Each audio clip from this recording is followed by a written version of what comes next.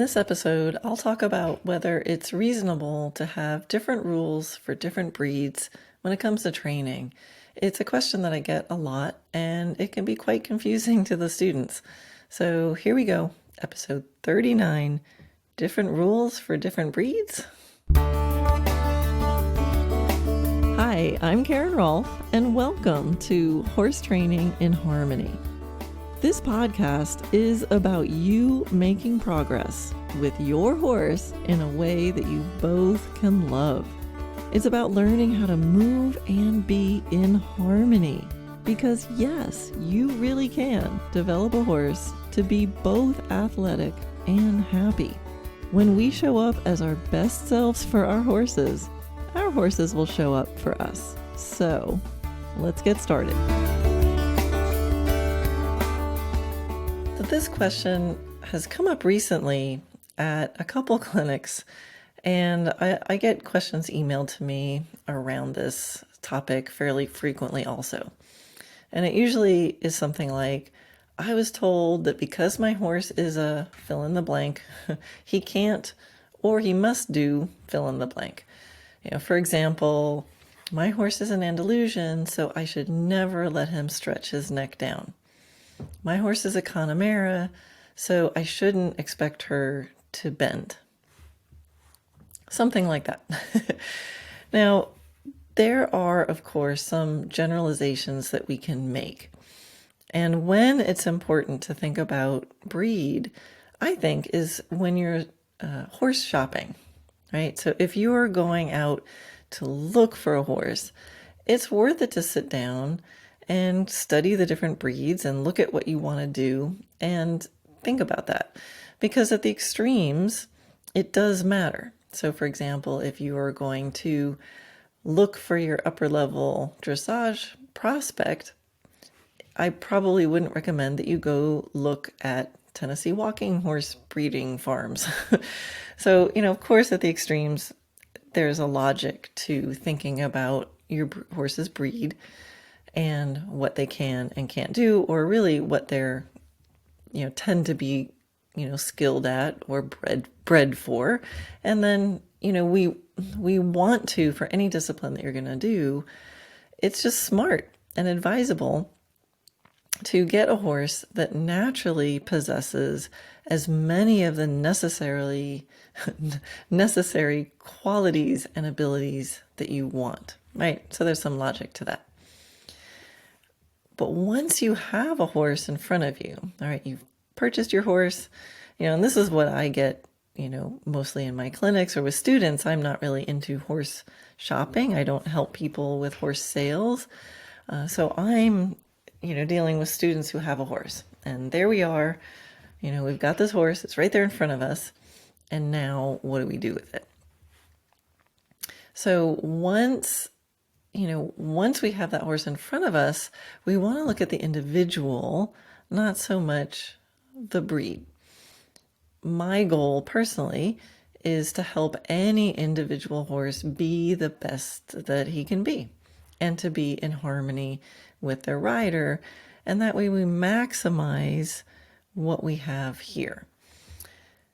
So what I've found, in so many different breeds, there can be a huge range of variety. I remember back in New York, there was people would come to, say, oh, I want a Swedish warm blood or something like that. They're looking for horses and they're like, I really want a Swedish warm blood. And I used to bring out 2 horses because at that moment I had 2 Swedish warm bloods in training, and one looked like a Clydesdale. It was like 18 hands, bay with a big white nose and blaze, really high stockings on each leg. So it looked like a Clydesdale. And then I also had a Swedish warm blood in training that was barely 16 hands, really flat back and croup, and a really high set neck and a very refined face. And he looked like an Arabian. So I used to bring those 2 horses out and I go, okay, which kind of Swedish warm blood do you want? And actually there's, everything in between.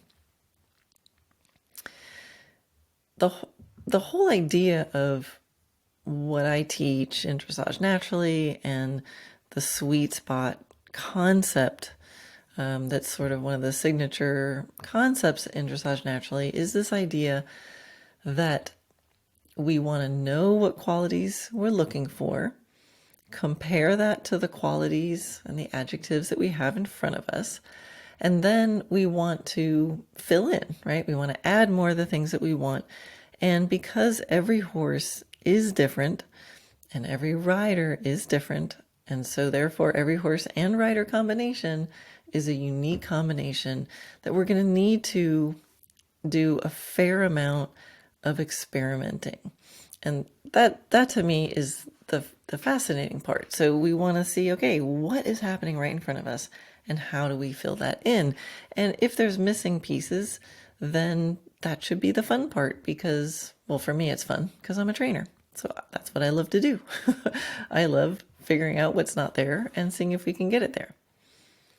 So what that means is some horses are going to have more of the adjectives we're looking for when their necks are lower and their tempo is quicker, or their tempo is slower, or their necks are higher, or we could go on and on. There's a lot of different levers that you can turn when trying to affect your horse's way of going.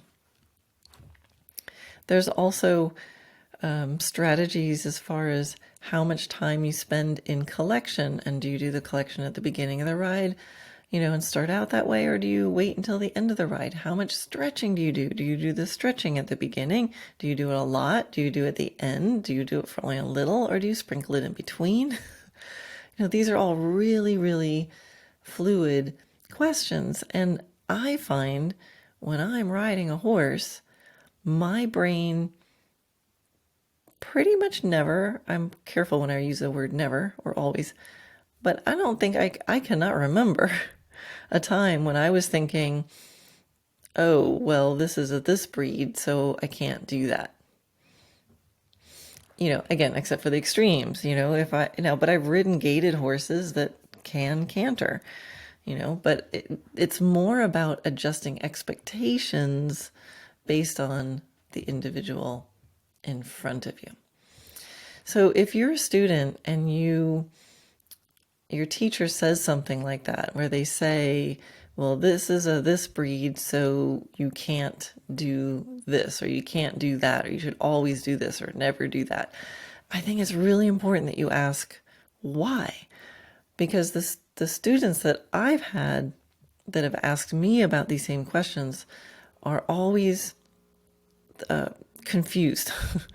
They're confused, and it's often because they're feeling things that don't connect with what their teacher is saying. Now, I'm not saying that the teacher is wrong. I'm just saying you want to ask. When you ask your teacher to explain why they're telling you never do this or always do that because of the breed, I think it's really good to dig a little bit deeper and cause your trainer to explain it a little bit more. They might be completely correct in what they're telling you to do, but I think when they just say it's because of the breed, it doesn't really give you enough information to connect what they're saying with what you're feeling.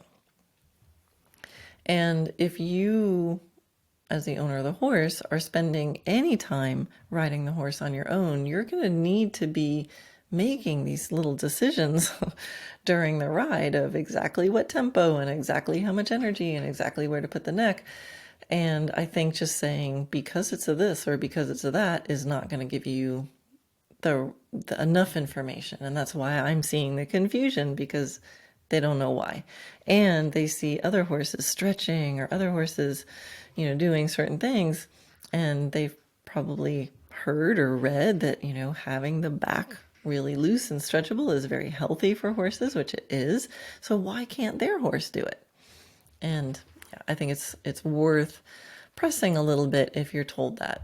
And they should be able to explain it. And they might have a very good reason that is actually for your individual horse in that moment, and they just didn't bother explaining it that way. So again, not saying it's wrong, but I think it's worth understanding. And again, it's about adjusting expectations for that individual rather than just discounting. It may be valuable to look at bloodlines as far as getting clues about capabilities and behavior patterns to get clues for how to train. I think going to bloodlines could be more valuable than even just the breed, because within certain bloodlines of any breed, there's going to be horses with certain dynamics that are passed along from generation to generation, and behavioral qualities that are passed down. And sometimes you can really get clues about how to handle that personality type or that conformation, that can really help you with that individual. More, because I've seen warm bloods that act like Arabs and Arabs that, move closer to warm bloods, and, everything in between. Appaloosas that think they're warm bloods, and, I could go on. So you as the student want to make sure you're understanding and make sure that you're connecting what you're understanding with what you're feeling in the moment.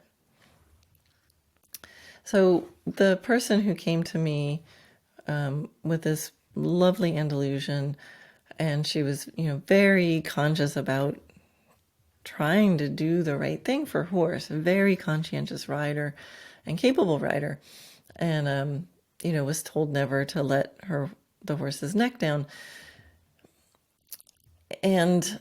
But the stretch to me is it's a result of balance, trust, calmness, relaxation, alignment. And, that ability to use their back like that is, I think, really important. And, Andalusians as a breed, if you were to make a generalization, they're often criticized for lacking in the ability to bring their backs up and have really swingy backs. So to me, it's kind of like, well, if that's the weak point, then being able to lower the neck in a way that brings their back up would actually, I would think, be like super important and something that I would actually try to build that skill in. But I agree, it's important to understand, that breed also tends to have a higher set neck, right? So as a breed, that's something that they is bred for, that the neck just comes out of the withers a little bit differently than some other breeds. I think they go for that. It's one of the characteristics that they look for. So they tend to stand a little taller naturally, which would be very different than the average quarter horse who, especially if they're like trained for like cutting or something like that, where having that neck kind of low out of the withers. So if you're used to a quarter horse with a low set neck and then you get an Andalusian, I could see that it's important to understand that, like, hey, that neck is meant to be up there, because otherwise it might trigger that you feel like, oh, I should put the head down because this feels weird and wrong. And I'll give you an example of that. I remember the very first Friesian that I had in training was built with a really high neck. And I kept it, whenever I rode him in the beginning, I realized that it kept triggering, like I felt this tension. And then I realized the tension was not coming from him. It was coming from me, because any other horse that I was riding, if their neck was up that high, they were about to like really spook. It's like, whoa, up goes the neck. And so seeing that neck up in front of me was triggering this unconscious, oh my God, my horse is about to spook. Now, this horse did used to bolt on a fairly regular basis, but it was kind of fun, so it really didn't worry me. But once I realized that, like, oh, he's always in the posture of a typical warm blood when they're spooking or freaking out or about to freak out. So in understanding, oh, well, number one, that's that horse's natural conformation. His neck is up like that when he's just hanging out. It's natural for him. And then to look at the breed a little bit more and go, oh, they do that on purpose. you know? So, but even with that said, like, oh, Frisians are bred to have high necks. Yes, it makes sense with their whole body. Yeah, if it actually does that in that individual, because I've met plenty of Frisians where their necks are up, it does not connect to the rest of them, and they have I've met ones that because of that have a really hard time cantering for a dressage kind of quality canter. It's not because he's a Frisian, it's because that individual has that particular conformation. I've met plenty of other breeds that have trouble cantering, maybe because their neck is high and they're not a Frisian. So again, if you're horse shopping, knowing breed characteristics can get you in the ballpark, right? They can get you in the ballpark of what you're looking for. But at the end of the day, it comes down to the individual.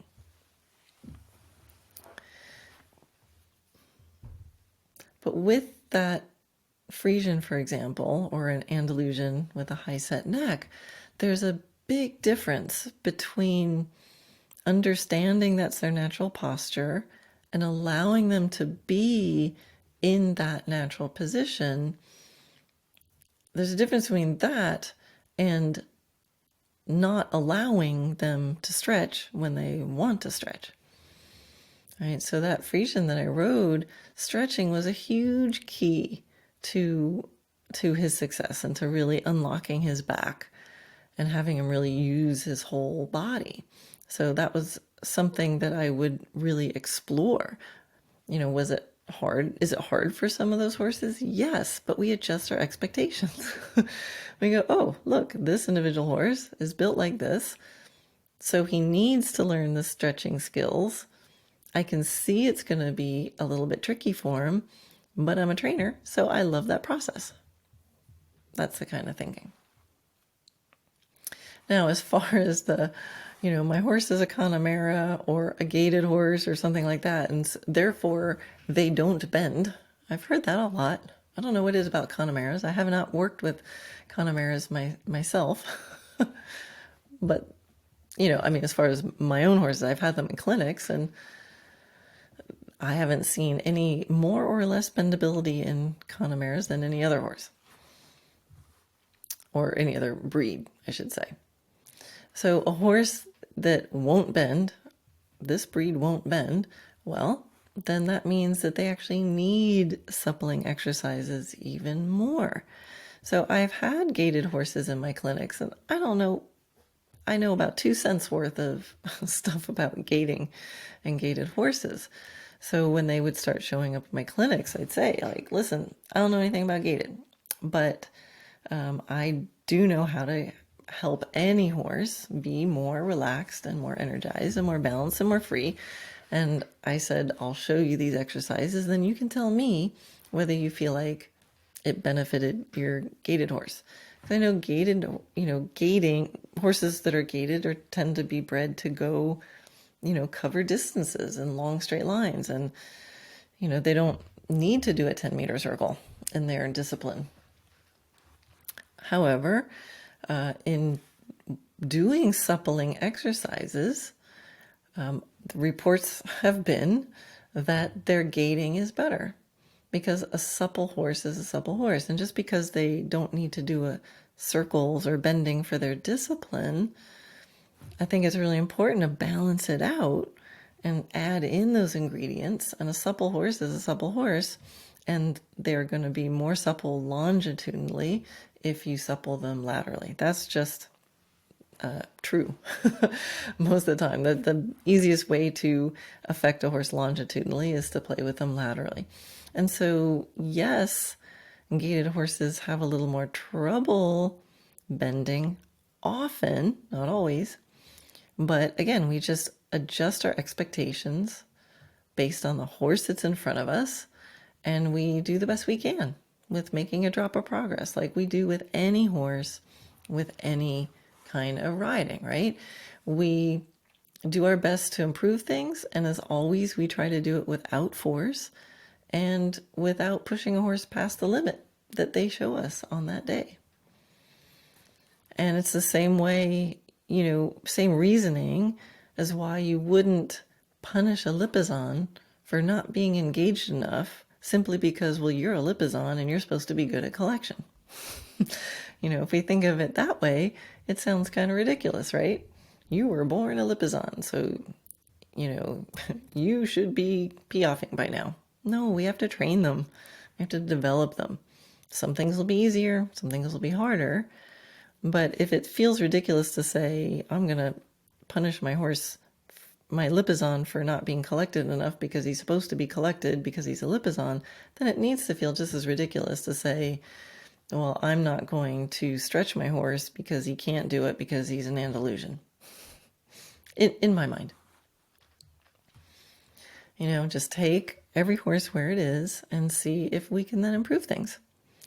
And we want to do that creatively, because there is no horse like your horse, and there is no person like you, and there is no combination like you and your horse together, and you and your horse together are the only ones who are going to know where the best place is, where the best balance is, what the best tempo is, what the best place for your horse's neck is, what your best strategy for training is, what your best warm-up is going to be. This is all a big experiment.